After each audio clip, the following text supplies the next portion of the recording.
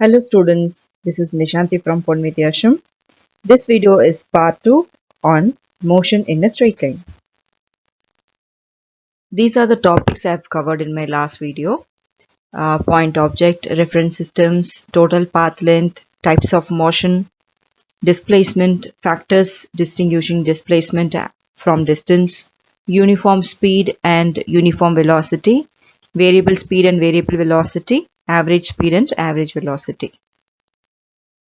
Students, in this video we are going to see what is instantaneous speed and instantaneous velocity, acceleration, uniform acceleration, kinematical graphs, equations of motions for uniformly accelerated motion.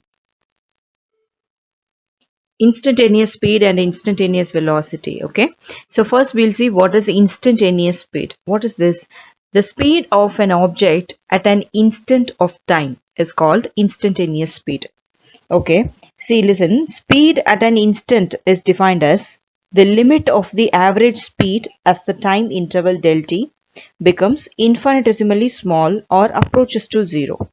Okay, what you understand from this? See, v is speed, right? So v is equal to limit del t tends to 0 del x divided by del t. See, this term is nothing but dx by dt. What is this dx by dt? Okay, the differential coefficient of ex with respect to t. Okay, so next we'll see what is instantaneous velocity. The instantaneous velocity of a particle is the velocity at any instant of time or at any point of its path. Okay, its value is very comparably, it is very small. Okay, generally it approaches to 0. So what is instantaneous velocity? V bar. Okay, v vector or is equal to limit del t tends to 0 del x divided by del t. Okay, so it is nothing but dx vector dx bar divided by dt. Okay, similarly this is also nothing but displacement for a time dt, differential coefficient of displacement with respect to time. Students, this is not a new term, I hope. Acceleration. The rate at which velocity changes is called acceleration, or you can say in other words rate of change of velocity. Okay, so acceleration is equal to change in velocity divided by time taken. So what is the change in velocity? V minus u, where v is final velocity, u is initial velocity, the difference between the two velocities divided by time taken.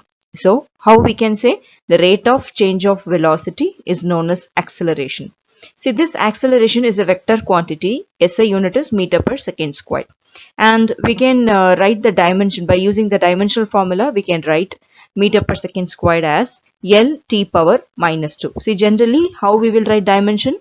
In the form of MLT. Is that right? So mass is 0, so L t power minus 2 is the dimensional formula for acceleration. Okay, so when you will say acceleration is negative, okay, so acceleration is negative, then that kind of acceleration is called retardation or deacceleration. Okay students, now we'll see what is uniform acceleration. If an object undergoes equal changes in velocity in equal interval of times is known as uniform acceleration. Okay, so if an object undergoes equal changes in velocity, okay, so what is the definition of acceleration? Change in velocity divided by time taken, isn't it? So whenever an object is undergoing equal changes in velocity in equal interval of time, it is called uniform acceleration. Then what is the definition for average acceleration? It is the change in the velocity divided by the time interval during which the change occurs. Okay, it is known as average acceleration. Okay, A equal to del V divided by del T. And a new term, instantaneous acceleration. Okay, what is instantaneous acceleration? We'll see. It is defined as the acceleration of a body at a certain instant or the limiting value of average acceleration when time interval becomes very small or tends to 0. Okay, I repeat, it is defined as the acceleration of a body at a certain instant or the limiting value of average acceleration when time interval becomes very small or tends to 0. So instantaneous acceleration, again it is going to be denoted as A, is equal to limit del t tends to 0 del v divided by del t. This is nothing but dv by dt. What is this dv by dt? It is nothing but differential coefficient of v with respect to t. Okay. Kinematical graph. What is the purpose of this kinematical graph means? This graph will provide you the visual representation of a motion of a particle. Okay. Graph. What is the purpose of this graph? Visual representation of a motion of a particle. Okay. So look at the four graph A, B, C and D. Okay, the first two graph was plotted between velocity and time, and the second two graphs, last two graphs are plotted between displacement and time. So first two graphs you can see velocity time, this will give you what information? Magnitude of acceleration, right? And C and D, this will gives you speed of a particle. Is that clear? Okay, so the first graph, look at the A graph, velocity and time, plotted between velocity and time. And what is this magnitude? Magnitude of the acceleration is constant throughout. Okay, though the time period is changing continuously, the slope is, I mean, the magnitude of the acceleration is constant throughout. So this represents the motion of a particle with a constant speed. Okay, and similarly, look at the B graph, velocity plotted between velocity and time. So magnitude of the acceleration is increasing gradually. So this is what? Uniform acceleration. And similarly, look at the third graph. See, it is plotted between displacement and time. Displacement and time. So what is the speed? Whenever the time increases, the displacement increases gradually. Okay, so this will gives you a constant speed. Okay, and look at the D graph, which was plotted between displacement and time. So again it is going to give you a speed information, correct? So what happened? There is a curve. Okay, so there is an uniform acceleration with the speed, with the initial speed u. Right, so the following general rules are always valid. So what is the first rule? The slope of the displacement time graph at any instant gives the speed of the particle at that instant. And second rule, the slope of the velocity time graph at any instant gives the magnitude of the acceleration of the particle at that instant. And third rule, the area enclosed by the velocity time graph, the time axis and two coordinates at time instants t1 and t2 gives the distance moved by the particle in the time interval t1 and t2. So these are your three rules. Okay, we'll see equation of motion for uniformly accelerated motion. See, already I have studied in 9th standard about this equations of motion. First equation is velocity time relationship. Equation is v equal to u plus at, and position time relationship s equal to ut plus half at squared, and position velocity relationship v equal to u squared plus 2as. Is that okay? Clear? And we'll see the first equation. What is that? Velocity time relationship. See, all these three equations which is going to relate the displacement, time taken, initial velocity, final velocity and acceleration.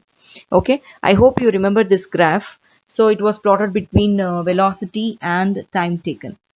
Okay, in x-axis time period and y-axis velocity.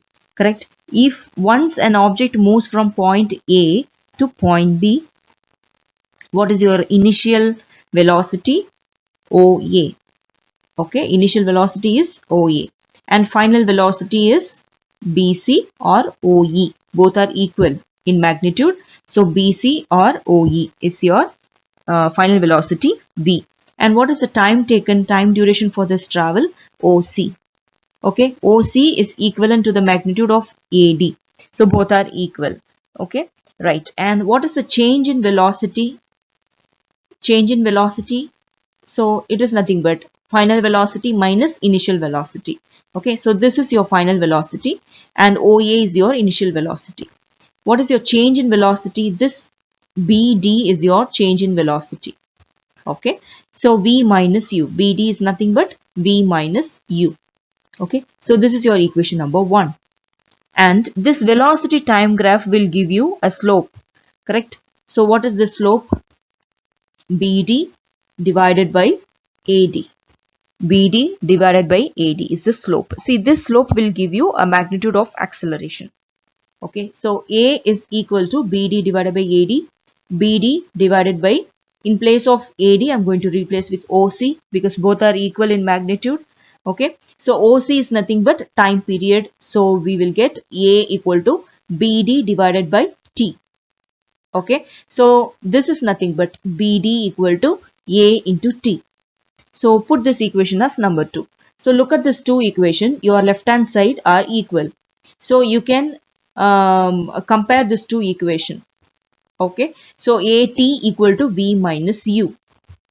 So what is V now? V equal to U plus AT. V is final velocity, U is initial velocity, A acceleration, T time taken. So this is your first equation, velocity time relationship, V equal to U plus AT.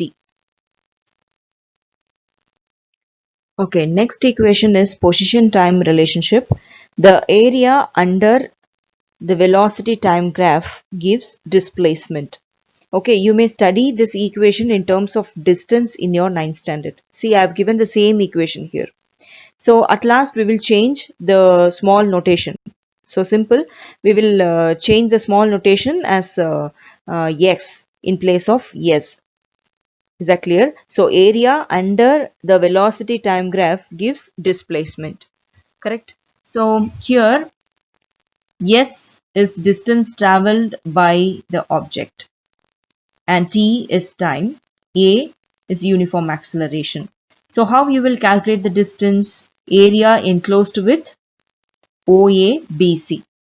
Okay, I told you before, area under the velocity time graph gives displacement. Okay, whereas in velocity time relationship, the slope of velocity time graph gives acceleration. Very important. Okay, so area under velocity time graph gives displacement. So what is the area? OA BC. So consider this whole thing, OA, B and C. Okay, so what is this area? This is nothing but distance. Okay, distance or displacement. So here we are dealing with displacement. So I am going to change a small thing here. So in place of x, I'm going to write x, and distance is displacement here. Okay, right. Now x is equal to area under velocity time graph OABC. So this is nothing but area of rectangle OADC plus area of triangle ABD. Okay, so what is the area of rectangle? Length into breadth. So what is the length and breadth? OA and OC plus half BH, right? So area of triangle, half into AD into BD. Okay, you can substitute all those values in the graph. OA is U, initial velocity. OC is time taken. BD, we know very well, it is A into T. So once you substitute all those values, you will get S equal to, so here we are talking about displacement, right? So I'm going to change here. So X is equal to UT plus half AT square. This is your position time relation. Okay, now we'll see the third equation. Third equation is position velocity relationship. Okay, you know very well, V equal to V squared equal to U squared plus 2AS. Okay, and I'm going to change again this S as X. Okay, because now we are talking about the displacement. Okay, not distance. So X equal to X is nothing but displacement traveled by the object, and t is time taken, a is acceleration, and here yes, I'm going to consider whole the area enclosed by the velocity time graph. So the what is the shape here? Trapezium. So trapezium OABC. Okay, so this is your trapezium OABC. Sum of so what is the area? Half into sum of two parallel sides into a height. Correct. So OA is U. So once you substitute all those things, you will get S equal to U plus VT divided by 2. Okay. So we know very well T equal to V minus U by A. Right. And substitute this T value in equation number 1. What you will get? S equal to V plus U divided by 2 into B minus U divided by A. Okay, so A plus B into A minus B. Use that formula. So A squared minus U squared, that is nothing but V squared minus U squared divided by 2A. So what is the final equation? V squared minus U squared equal to 2A. Yes, this is your third equation of kinematic equation for uniformly accelerated motion. Right? So hope you understand all those three equations. Okay students, I'll cover rest of the topics in my next video. Thank you.